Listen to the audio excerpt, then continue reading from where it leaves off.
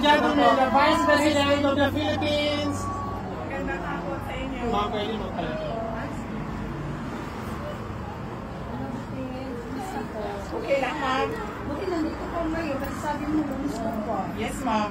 Kasi nagkasakit yung bibisita sana. Nagkasipon, hindi sanay sa Weather. Oo. Malamig tapos biglang mainit. Actually, mainit talaga. Yeah, Asak so, sa amin. pero malamig para sa amin. Tapos biglang mainitan sila. So nagkasakit yung bibisita sana ngayon. Nagkasipon. So sabi ko, huwag na silang bumisita kasi baka mahawa si Correct. So ako yung buti na lang din, nagpapasalamat kami kasi pumayag din yung detention unit na magpalit ng visitors last minute. So, okay lang siya today. Masaya naman siya. Masayahin siya. Medyo naughty yung kanyang medyo naughty yung topic namin ngayon dahil about sa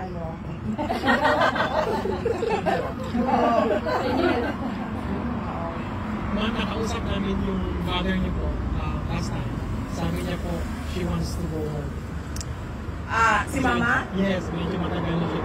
Yeah. Oo, pauwi na siya. Magkasabay kami pauwi next week. Darating na din kasi si Anilem. Siya yung papalit para bibisita kay Dati Pangulong Duterte. So, pauwi na rin yung Matagal-tagal na rin siya ng ma'am. kami, magkasabay kami. Magkasabay. July 6. July 6. July 6. Any questions? May Yung sa'yo din, yung questions. Basahin mo. Hindi alam ba niya Oo, nabanggit ko na kanina, nabanggit ko sa kanya na pumunta dito si Senator Amy Marcos, kaso hindi siya, kailangan na niya umuwi sa Pilipinas, so hindi siya makakaabot sa rally bukas. Tapos nandito si Senator Robin Padilla, kakarating lang niya para sa rally bukas. Siya kasi Attorney Jimmy Bondoc dumating din para sa rally bukas. So tatlo kami bukas sa Free Duterte Now rally dito sa Way. Tapos nabanggit ko din sa kanya na marami ang iba't ibang lugar sa Pilipinas. Meron din rally bukas, simultaneous rally sa Pilipinas sa iba't ibang lugar. Una na sa Cebu at sa Davao. So yung request ni Senator Amy Marcos na makapasok dun sa hindi na nag-grant. Wala eh. Kahit si Senator Robin Padilla na every time pumupunta siya dito, nagpapaalam siya kung pwede siya pumasok. Hindi pa pinapayagan ang mga non-family members sa ngayon na bumisita. Pero nabanggit naman ni Pangulong Duterte, bigyan lang daw ng time ang ICC at baka magbago na yung patakaran nila sa mga susunod na buwan. So, kailangan ngayon sa time na ito, talaga parang family. Yes, ma'am. Opo. Family members na po ang pwede bumisita. Pero kahit naman bata, ina-allow pa rin nila. Basta family members. May question. Yes, Kasi ma'am. today po, meron pong sinabi si Senator Marcoleta na magpa-file daw po siya ng dalawang resolution to declare the detention prosecution of PRRD by the ICC is illegal and unconstitutional at payagan ng pauwiin si PRRD not house arrest. Well, yes, tama din yun, no? Totoo yan. Yan naman ang sinasabi natin dati. Unang-una, hindi nasunod yung batas na dapat dalhin yung akusado sa local courts bago siya i-turn over sa ICC. At sa ating din batas, dahil hindi na tayo member at the time na binigay yung decision order, ay dapat talaga dinala yung decision order sa local courts o Philippine courts. Doon pa lang, unang-unang mali na yun. No? So, minsan nga naiisip ko, how can you right a wrong with a wrong? diba?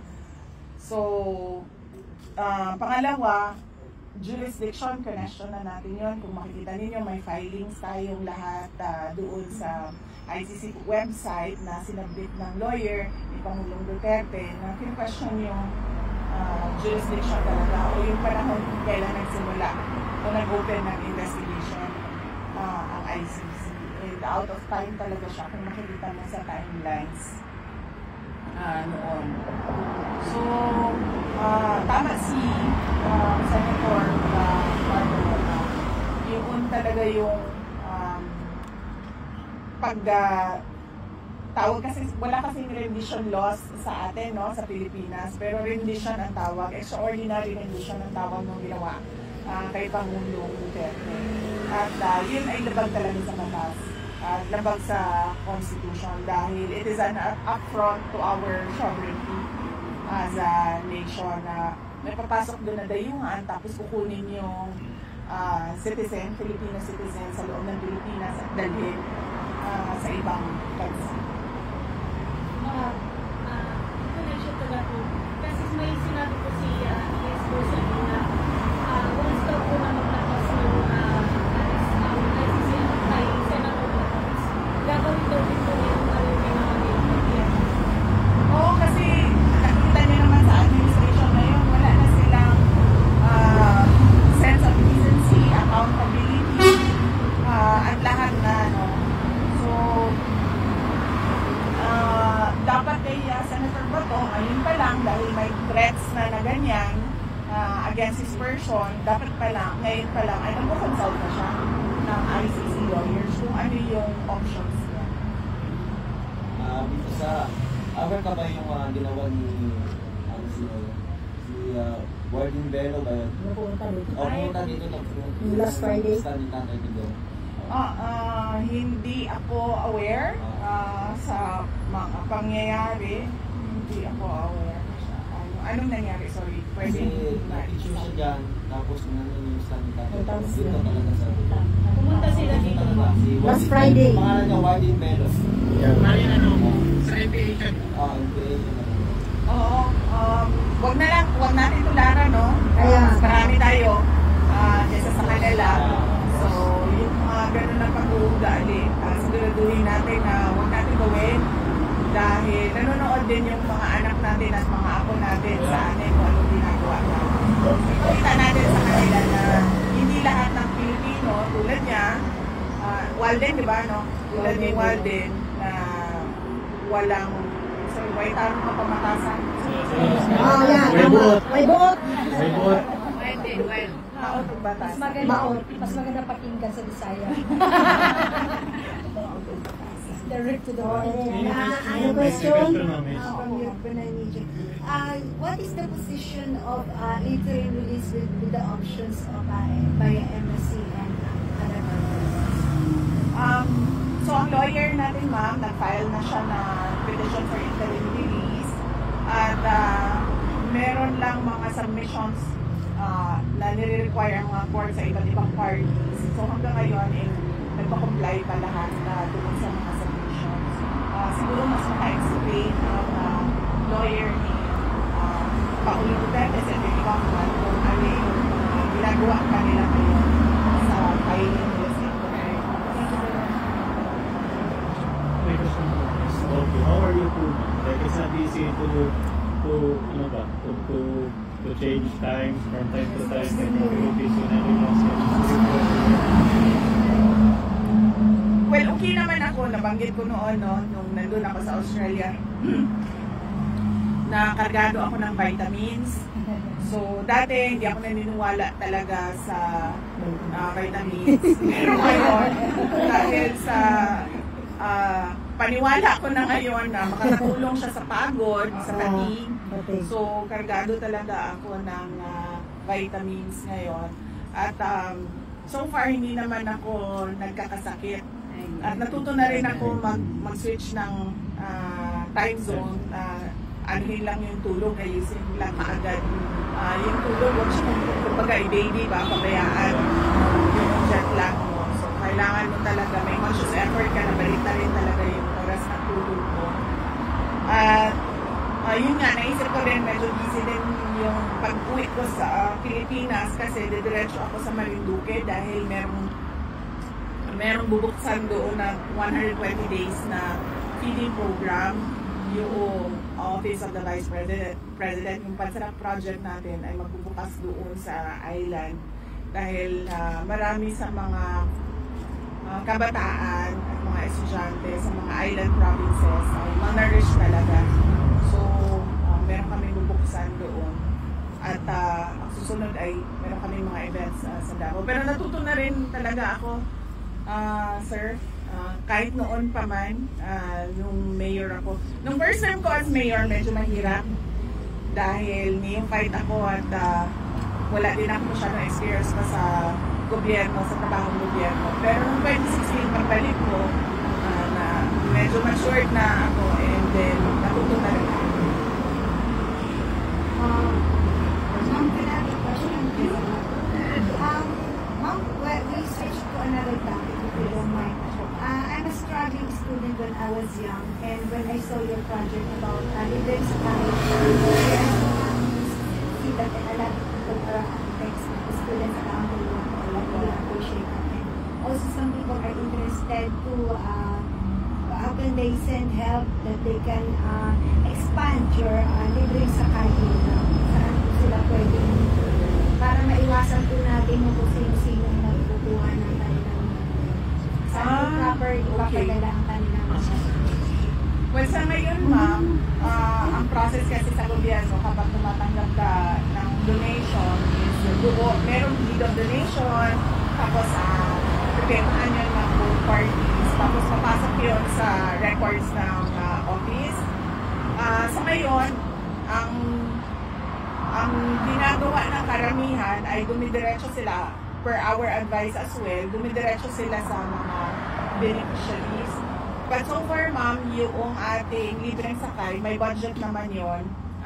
Meron na siyang nakaset aside na budget at tutuloy yon yung libreng sakay. At masaya ako na naririnig galing sa iyo na nakaka-benefit talaga siya sa mga working students at sa mga estudyante. Dahil yun din talaga yung gusto natin, yung maka-save sila ng pera para sa ibang mga kailangan nila tulad ng pambayad ng kuryente o pagbili ng pagkain o pambaon nila para may pagkain sila kapag pumapasok sila. Maliit lang yon para sa iba, pero napakalaki yon sa mga taong kulang talaga yung kanilang pang-araw-araw. Because I know mga artists like yes. And that way din, ma'am, napapanigurado natin na kasi nakasend sila ng pera, likely makakatapos din sila ng pag-aaral nila, makatapos nila yung college nila. Maraming salamat po mga sa tulong ng living sa kayo ng Vice. Yes, ma'am. Thank you. Thank you po. At nagpapasalamat din kami, ma'am, dahil yung mga buses na yan ay hindi naman yan sa amin. Pinahiram yan noong kampanya para merong masakyan yung paraphernalia, yung mga posters, mga tarpaulin, yung mga t-shirts, at yung mga supporters. Tapos, pinahiram nila patuloy din sa Office of the Vice President. Kaya yung naisip namin ay gawin na lang siyang libreng sakay kasi wala naman kami pangangailangan sa Office of the Vice President ng bus. We heard, ma'am, if that is true, for confirmation that you are willing to expand more buses in different divisions in the Philippines. Is that true? Meron kaming binili, ma'am, sa Office of the Vice President na talaga yun, ang bus. Binili namin, and then nilagay na rin namin sa mga routes na identified sa amin. Maraming salamat. Afternoon, BT. Afternoon. Kumusta po si PRD, ma'am? Okay lang si PRD. In good mood siya ngayon. Nagtanong lang siya kung bakit hindi dumating yung apo niya. Kasi yun yung supposedly dapat mag-bisita today. At nabanggit ko sa kanya na hindi sanay sa malamig, mainit na weather. Sanay sila sa Pilipinas na weather. So, nag-ubo at sipon yung mga bata. At yun yung topic ngayon. Sabi ko nga kanina, medyo naughty siya. So, hindi siya for public consumption. At yun lang naman. Tapos yung nabanggit niya yung mga girlfriend niya. Nakikita yung mga girlfriend niya. May question ka? Okay naman siya kanina. Ano lang yung messy lang yung kanyang, sabi ko sa kanya, mag-shave siya, shave. Messy yung kanyang beard, tsaka bigote. Tapos, well, hindi siya maka-decide kung mag-go all white daw siya or magpatina pa rin siya. Hindi daw siya maka-decide. Minsan daw pag umaga, nakatingin siya sa salamin, minsan daw gusto niya puti na lang lahat. Tapos meron naman daw mga araw na gusto niyang magpatina. So, wala siyang decision sa kulay ng buhok niya. Pero, noong Tuesday, nag-request na siya ng haircut at na-submit na rin namin sa detention unit yung request na for haircut. Wow. At saka yung tungkol sa sa BPF. Yung, last time yung nag-ano din yes, na- ma'am. Oo. Last time ako yung naggupit. Kaming dalawa yung naggupit ng kuko niya. Nagtulungan kami sa kuko niya. Nag-request na rin kami noon kanyang manicure at pedicure. Hindi ko lang siya natanong kung nagawa na ba. Pero yung kuko niya kasi, short na talaga yung Tuesday. May question ka ba? Inaayos namin. Yeah, BP, I have a question. In a few days' time, parang the spokesperson ng Office of the Vice President is really gaining attention and positive feedback. And parang nakikita ng mga tao, they're able to compare doon sa other speakers, yung performance ng speaker ng OVP ngayon. Ano yung feedback mo doon sa performance niya so far? Well, nagpapasalamat ako kay Attorney Ruth Castelo, no? Yeah. Dahil sa panahon ngayon, madami talagang ayaw tumulong. Dahil Atay Duterte sila at pangalawa, dahil yung iba natatakot. Baka daw sila ay habulin ng administrasyon.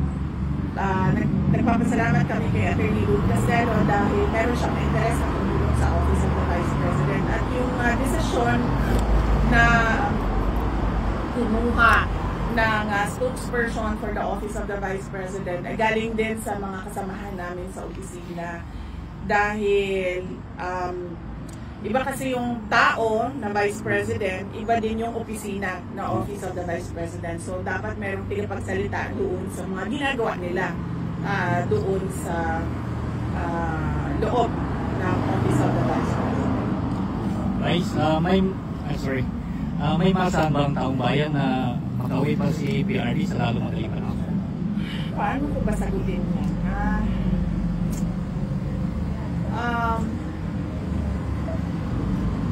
Siguro let's take it one day at a time. Sa ngayon, ang inaantay natin ay sana malisis ang kaso based on the filings sa jurisdiction. At in the meantime, mabigyan din siya ng interim release habang nagtatalo yung mga abogado at prosecutor dyan sa loob ng korte. Mabigyan siya ng interim release dahil sa edad niya at dahil sa kanyang kalusugan. So, hindi ko talaga siya mabigyan ng definitive timeline. Hindi ko lang alam kung kaya masagot ng abogado kung merong definitive timeline at kung gaano kataas yung chances na makauwi si dating Pangulong Duterte sa Davao City. So, sinabihan ko na rin si Attorney Kaufman na kung pwede, he makes himself available sa Philippine media para masagot yung mga tanong ng mga kababayan natin at mga supporters ni dating Pangulong Rodrigo Duterte. Maliban sa huling habilin ni PRD, ma'am, may mensahe mo na siya sa atin ngayon? Well, hindi ko siya natanong, sorry. Hindi ko siya natanong ngayon kung ano yung mensahe niya sa taong bayan. But, sorry may na-discuss kami kanina. Ano nga ba yung na-discuss namin? Sorry, nakalimutan ko na. Medyo mahaba kasi yung 1 hour and 30 minutes. Tapos, bawal kasi magdala ng pen and paper doon. So, based on memory loss lahat. Well, yun. try ko i-remember ha, meron kami nakag-usapan kanina eh. Ano niya, parang message niya about life. About life. Very philosophical. Yes, one last question lang. Ngayon kasi sa Philippines, sila calamity, especially in Cebu, there's really a lot of floods. So, mensahe po na sa Philippines. Yes, oo. Napakahalaga, no?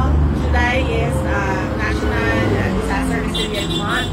Napakahalaga na yung mga tao, alam nila kung ano yung mga posibleng kalamidad na sa lugar nila. Tulad ng pagbaha, or kung merong malapit na bulkan sa kanila, mga earthquake o pagsabog ng bulkan.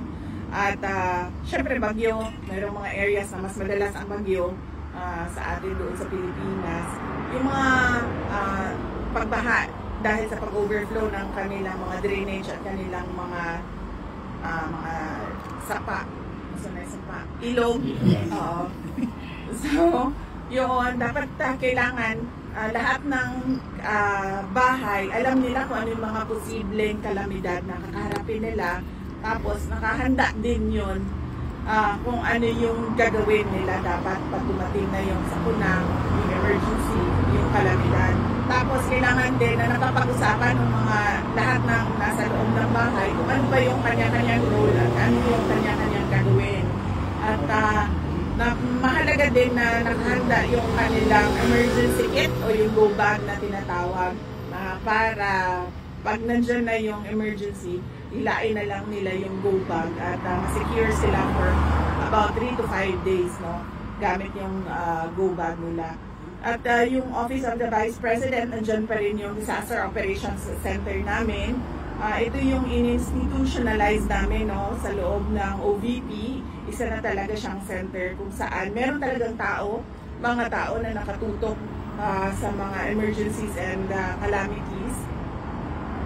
Na naka-devolve din yung iba doon sa mga satellite offices namin sa iba't ibang probinsya para mas mabilis yung galaw nila. Yun nga lang, limited kami sa budget namin, sa pamimigay namin ng disaster kits, no, at tulong. Kaya yung mga iba, meron tayong mga kababayan na gusto tumulong din. Sinasabihan namin sila na kung pwede, i-direction na lang nila doon sa local government unit at sa local disaster council kung saan sila gustong tumulong. So, disaster prone talaga ang Pilipinas. Kaya dapat din talaga malaki yung budget natin sa disaster risk reduction and mitigation, preparedness, and response. At least ma'am, alam niyo ma'am, kasi the other, hindi daw niya alam. Ha? I'm talking about. Well, wala ko na ito. Kasi suppose Nasanay ka lang ba? Kasi nga alam.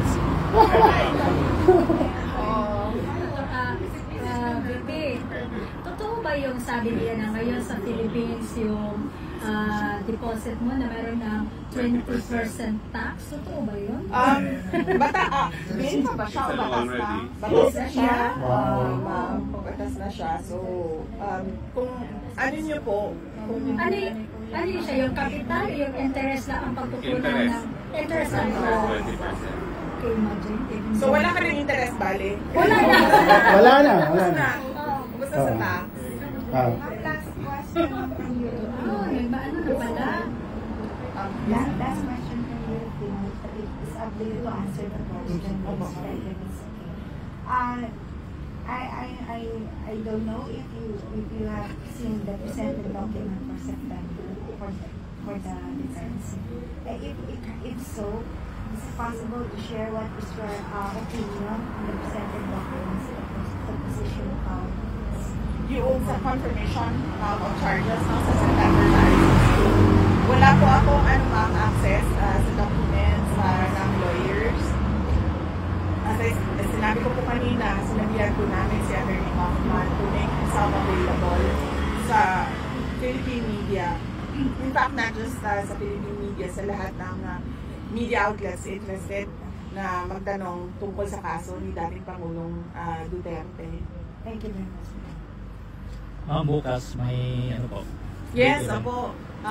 Unang-una, iniimbitahan ko lahat ng ating mga kababayan dito sa Hague at sa mga karatig lugar ng Hague sa the Netherlands na meron po tayong pagtitipon-tipon bukas. Ito po yung Free Duterte Now rally natin kung saan ipresenta natin ulit ito pala, naalala ko na kung sinabi niya. So binanggit ko yung rally bukas. Tapos sabi niya, madami bang pumupunta? Sabi ko, kahit walang pumunta, ay magra-rally pa rin kami. Kahit walang makikinig sa amin, magsasalita pa rin kami. Wala kami pakialam kung may tao or walang tao na darating, magsasalita pa rin kami sa ginawa ng BBM administration at ng ICC at kung ano yung ginagawa sa kaso niya at sa kanya. At ang sabi niya,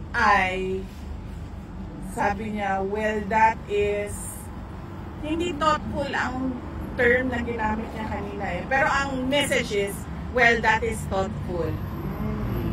Yun yung, pero hindi thoughtful ang ginamit niya na term kanina. Kalimutan ko lang. So yun yun. Next week, maybe bisita pa rin kayo. Next week, Opo, meron ako. Monday, Tuesday, Wednesday. Monday, Tuesday ako, and then Wednesday sa Manila. Ano daw po ang reaction niya na naging third nominee po ng Team Finance, yung asawa po ni Maldes. At tatlo na po sila sa Maldes, anak po yung asawa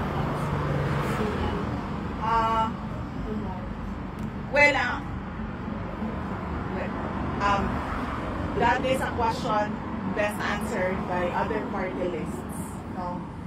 Dahil sila yung merong interest sa ganyan, dahil sila yung merong mga nominees, 1, 2, 3 nominees. So, merong iba dyan ng mga party lists na maybe inalaw or hindi inalaw ang kanilang mga nominees, kaya sila yung mas karapat dapat na mag-question about sa pag-appoint ng isang member ng party list to the seat. Ma'am, how do you assess PRD? I mean, few days bago alis naman kayo, how do you assess it? Okay naman siya. Paniwala ko kung pwede lang siya umaten bukas, aatinin bukas. Okay lang siya. Nakakain na siya? Hindi ko siya tinanong pero tinanong ko yung guard na kasama ko kanina na nag-escort sa akin palabas. Tinanong ko siya kung actually yan na lang yung tanong ko sa kanila lagi eh. Pag lumalabas ako, pwede bang magdala ng pagkain para sa kanya kasi alam ko, sigurado ako, hindi lang niya binabanggit, namimiss talaga yung kanang munggus ba? Munggus, inuulan na.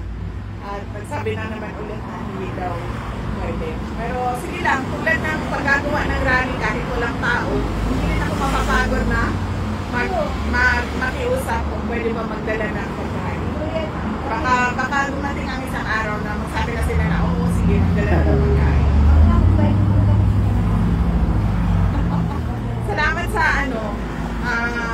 Salamat sa tulong ninyo, sa dasal ninyo, sa suporta ninyo. Meron dito mga hindi tiga Netherlands, hindi tiga Hague, pero pumunta kayo dito, gumastos kayo ng pera para magpakita ng suporta kay dating Pangulong Duterte. Sabi ko nga, at yun din ang sabi ni Senator Amy, di ba? Pareho kami lang sinasabi. Hindi ito about the person eh. This is not about President Rodrigo Roa Duterte. This is about a Filipino that was illegally taken from his country and brought to another country to be for detention, to be imprisoned. One last question na lang. Natanong niyo ba kay Attorney Nicholas Hoffman yung picture? Still remember yun? Oo. Nagsabi siya bawal daw sa mga lawyers na mag-release o kumuha man lang ng picture ng kanilang clients at pag ginawa niya daw yun ay baka tagalin siya as lawyer. The question, fellow human being, where do you get your strength to keep going every single day with all these issues and all these problems? Yes. Going as a person. That is one matter as well that we discussed earlier with PRD, but not about the strength to go on. It was about life and death. And then I told him, because he was giving somehow last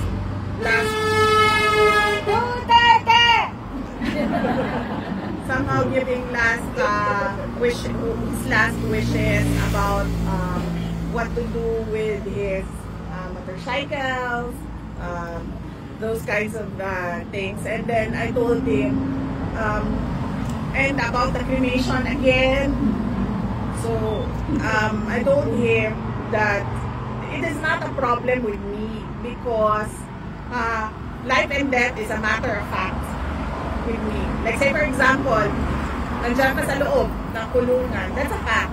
So hindi ka na dapat, alam mo yun, do not wallow in pity, do not go on self-pity and depression and sadness. It's a matter of fact that I am here. So what am I gonna do here when I am inside? Maybe write a book, maybe exercise every day so that we get the figure that we want. Diba? And then, inspirational. Diba? And then siguro maybe if it's allowed, then get another degree, another master's degree. I think it's possible. Life and death is a matter of fact to me. So if I'm tired, I need to rest. If I'm hungry, I need to eat. It's like that with me. So yes. So I don't look at it as challenges or problems. I look at it as a way to create solutions. It's inspirational. Oh, yes, ma'am. On a lighter note, ma'am. Yes. Nashock ba kayo na narinig niyo yung pangap sa ilalim ng tulay kahapon? Ikaw ba yun? Nashock ba kayo? Para bang nanatilip kayo? Natuto ba yun? Grabe yung mga lokal na nakaupo dun sa likod namin. May cafe dun sa unahan. Nakatingin talaga sila sa akin. Kasi nakita ko, hi, from the Philippines. Maganyan kayo doon sa mga tao. Tapos sabi ko, ha, may Pilipino. Tapos dumungo. Yung mga bot kasi babay-babay. Hi, we're from Philippines! Ayun. Sa huling statement ni BBM na open na po ang palasyo para sa inyo at parang gusto nyo pang ipaliwanag na kung gusto nyo umali pa sa sumama sa kabinete niya. No comment. No comment. Okay lang po. Salamat po. Ikaw lang daw yung may formula para bumaba ng bigas. Meron daw formula, welcome daw. Oh, hindi naman ako nag-promise nun eh. Hindi ako nag-promise nung 20 na bigas.